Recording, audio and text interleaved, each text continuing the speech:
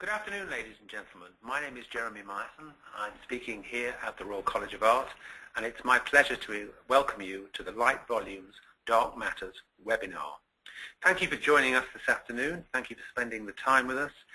This webinar will discuss the results of a research collaboration in lighting design between the Helen Hamlyn Centre at the Royal College of Art and the Megaman Charity Trust Fund. Today's webinar will show video highlights at the RCA from the Light Volumes Dark Matters seminar and book launch, which was held last September, just a few weeks ago when the leaves were still on the trees. And we're going to be showing you today highlights from 4 speakers: a practitioner, a curator, an artist, and a researcher in light, all of them thought leaders in their field. So we have Jonathan Spears of Spears and Major, our practitioner, Jane Withers, our curator, David Batchelor, artist, and Claudia Dutson, a researcher in light, and the person who wrote the Light Volumes Dark Matters book, which captures all the research. So we're covering 3 topics this afternoon, and you'll be able to ask questions on each of them: light and architecture, light and design, and light and colour. And there's a panel on your screen with a question box. Please submit your questions through there. If we don't have time to respond during the webinar, we'll respond to your questions by email afterwards. So the issues we are addressing are to do with the application of artificial light in the built environment. The levels of light are rising in commercial interiors, in our shops, offices, and showrooms. So how can we escape the constraints of lighting codes that are based on engineering measures? How can we deploy light in a way that is more subtle, more imaginative, and more responsive to human need? At the Helen Hamlyn Centre here at the college, we focus on design research that is human-centred and addresses social need. And we're very keen to place the user experience right at the centre of lighting. So, on to our first speaker.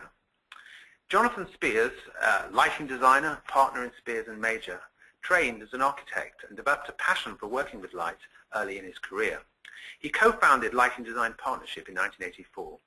He's worked on a diverse range of award-winning lighting projects all over the world, from architectural lighting to urban master planning and light art. He's rightly renowned for lighting Magnus Science Adventure Centre in Rotherham, the Gateshead Millennium Bridge, the Gherkin in the City of London, and the new Madrid Airport. He's also the much-lauded co-creator of Made in Light, the Art of Light and Architecture, an educational project about light. So let's hear what Jonathan said at the seminar. Yes, I'm an architect who found the light, and I want to talk to you a little bit this evening. I was very lucky enough to get a sort of pre-warning of Claudia's book, and I have to say I fully endorse what she's trying to say in the book. So I've rejigged a little bit what I was planning to talk about today to try and sort of help support that.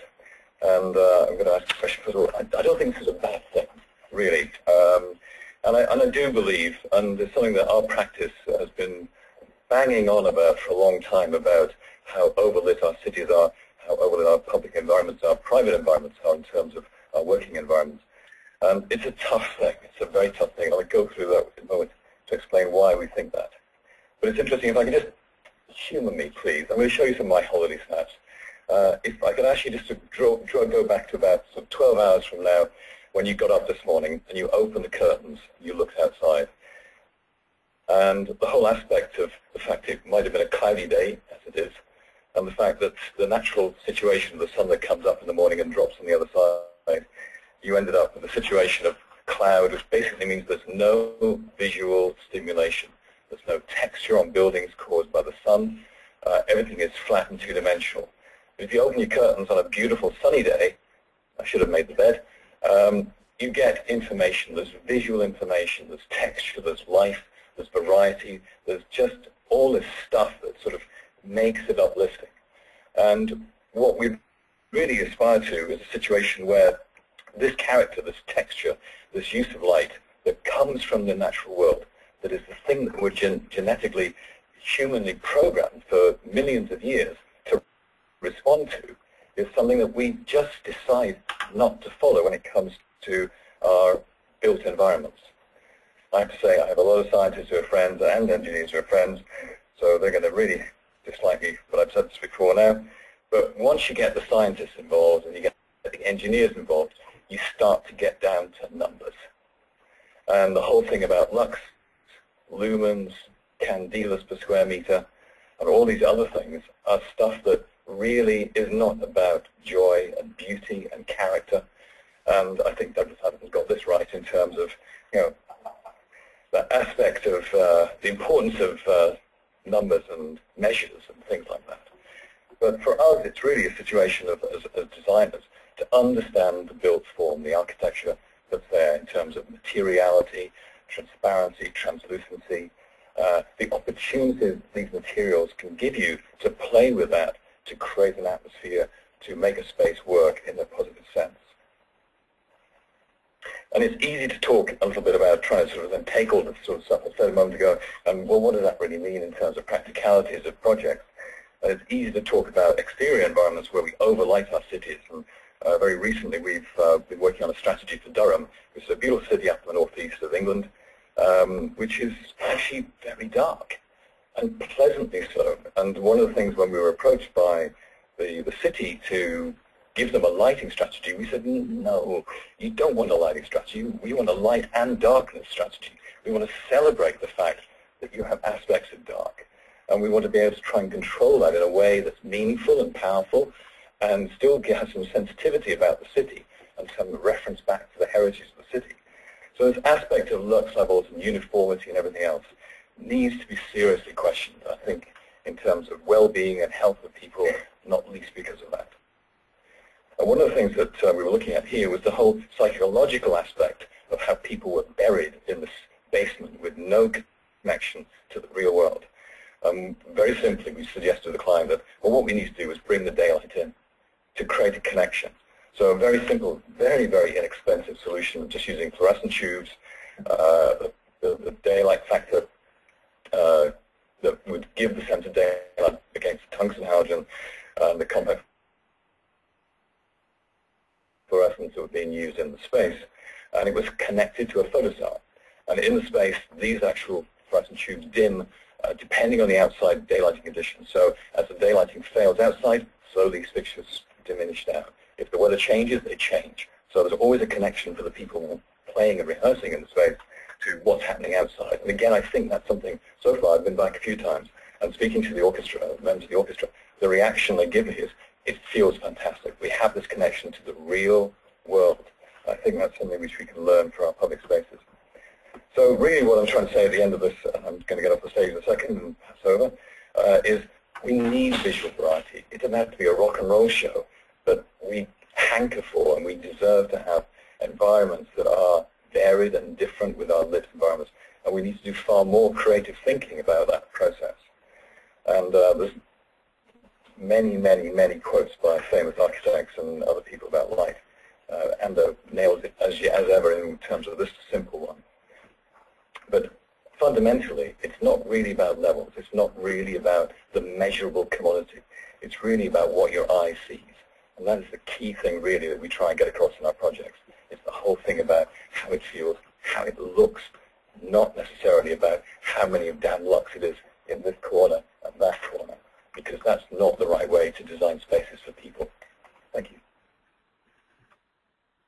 Well, thanks very much, Jonathan Spears, and I'm very pleased to welcome him to the webinar this afternoon.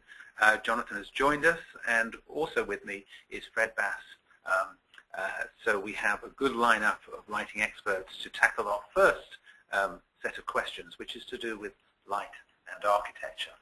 So I have a question here from Yutta, who is an architect, who says, how can an architect both comply with lighting codes and allow for the individual's different needs? So, Jonathan, are you there? Would you like to talk to us? Maybe not. So we'll go straight to Fred. Well, I think it's all about flexibility, to be honest.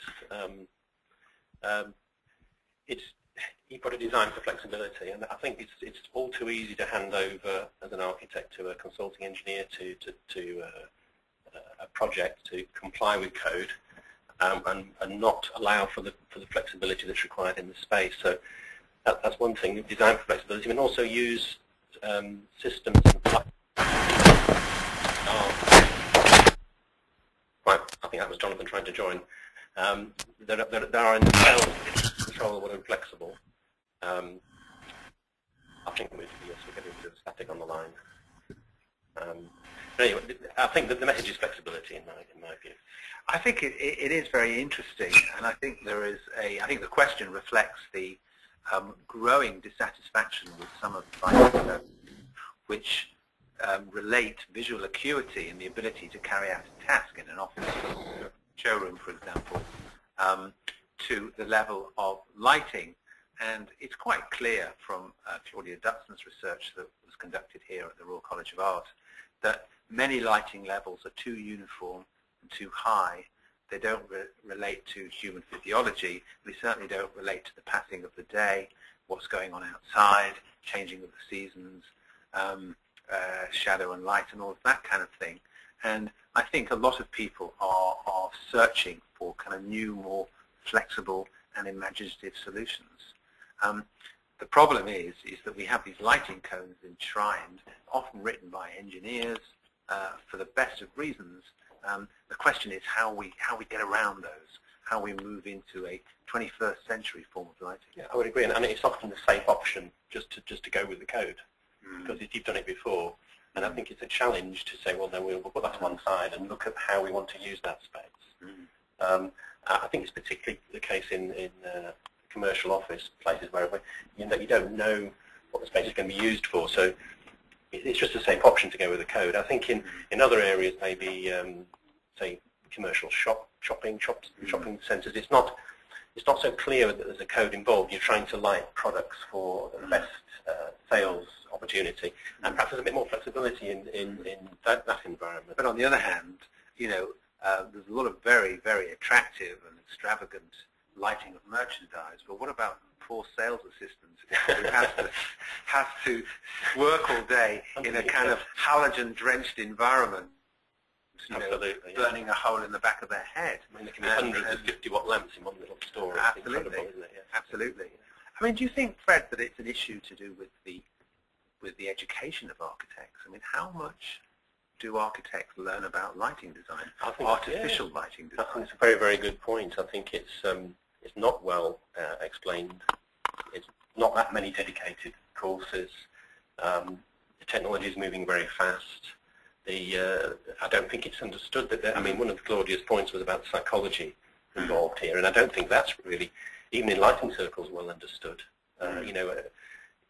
The effect on the human body of the different types of light is not something that's I've heard a lot about over my years in the lighting business. Occasionally, it comes and goes, but not in any depth and not in a thorough study. So yeah, I would agree. I mean, related to this, we've just got a question in from James, who is a lighting designer, and he says, how can daylight be integrated more effectively into the built environment? Yes. Is Jonathan online now? Yes. Can you hear me? I can indeed, Jonathan. Hello. Technology. Hi, guys. Hi. I think it's a very good question, and it's one that flexes our creative muscles on a regular basis.